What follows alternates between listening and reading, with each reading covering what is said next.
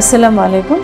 অত্যন্ত একটি গুরুত্বপূর্ণ প্রশ্ন, প্রেগনেন্সিতে আয়রন এবং ফলিক অ্যাসিডের গুরুত্ব। আসলে আমরা বলেছি যে ফলিক অ্যাসিড হচ্ছে একটা ভিটামিন আর আয়রন তো হচ্ছে আয়রন। তো ফলিক অ্যাসিডের কিন্তু অনেক গুরুত্ব আছে।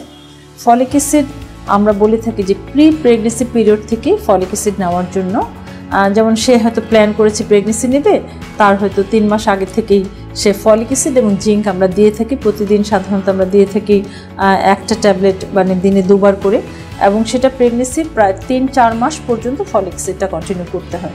ফলিক অ্যাসিডের কিন্তু অসম্ভব গুরুত্ব আছে।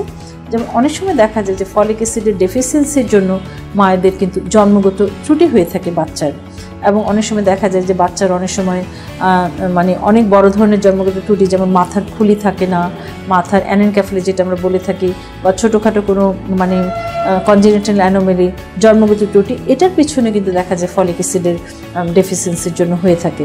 কাজেই ফলিক অ্যাসিডটা আমরা এর জন্য প্রি প্রেগনেন্সি পিরিয়ড থেকে প্রেগনেন্সি 3 মাস পর্যন্ত দিয়ে থাকি। আর যাদের নাকি এই ধরনের কোনো অ্যাক্সিডেন্ট হয়েছে, যে কোনো জন্মগত ত্রুটি যাদের আছে, এই ধরনের বাচ্চা আছে, তাদের কিন্তু ফলিক অ্যাসিডের ডোজটা আরও বাড়িয়ে দিতে হয়, প্রায় 5 মিলিগ্রাম করে দিতে হয়। তো আরেকটা ইম্পর্টেন্ট হচ্ছে আয়রন। আয়রনের কিন্তু অসম্ভব গুরুত্ব আছে। আমরা জানি যে আয়রন হচ্ছে আমাদের যে রক্ত, যেটা হিমোগ্লোবিনের একটা কন্টেন্ট হচ্ছে আয়রন। আয়রন কিন্তু একটা বেবির গ্রোথের জন্য, মায়ের সুস্থতার জন্য কিন্তু আয়রনের অবশ্যই গুরুত্ব আছে। আমরা সাধারণত প্রেগনেন্সির 3 মাস সময় থেকে আয়রন এবং ক্যালসিয়ামটা খেতে দিয়ে থাকি। প্রতিদিন হয়তো তাকে 1টা বা 2টো ট্যাবলেট খেতে হয়ে থাকে পুরো প্রেগনেন্সি পর্যন্ত, এবং প্রেগনেন্সিরও 3 মাস পর্যন্ত আয়রন খেতে হয়ে থাকে। আয়রন যদি সে না খায় তাহলে কিন্তু তার রক্তশূন্যতা হয়ে থাকে, এবং রক্তশূন্যতা থেকে কিন্তু বিভিন্ন ধরনের জটিলতা হতে পারে। যেমন সে তার ডেলিভারির সময় তার অতিরিক্ত রক্তক্ষরণ হবে, যেটাকে আমরা পিপিএস বলে থাকি। পিপিএস থেকে কিন্তু একটা মায়ের মৃত্যু হতে পারে, তার বাচ্চা ওজনে কম হতে পারে, সময়ের আগে ডেলিভারি হয়ে যেতে পারে, হঠাৎ করে তার পানি ভেঙে যেতে পারে, এবং রক্তশূন্যতা যদি খুব বেশি হয় তাহলে দেখা যায় তার কিন্তু ইভেন হার্ট ফেলিয়ারও হতে পারে।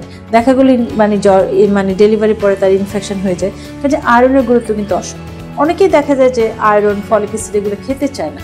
তাদের কারণ তারা বলে যে আয়রন খেলে টয়লেটের কালারটা ডার্ক হয়ে যায়।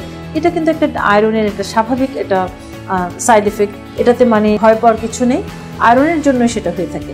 আরেকটা কথা হচ্ছে আয়রন, ফলিক অ্যাসিড খেতে হবে, কিন্তু এর সাথে সাথে কিন্তু আয়রন কন্টেনিং খাবার যেগুলো আছে সেগুলোও কিন্তু খেতে হবে। ফলিক অ্যাসিড যেগুলো আছে সেগুলোও কিন্তু পর্যাপ্ত পরিমাণে খেতে হবে।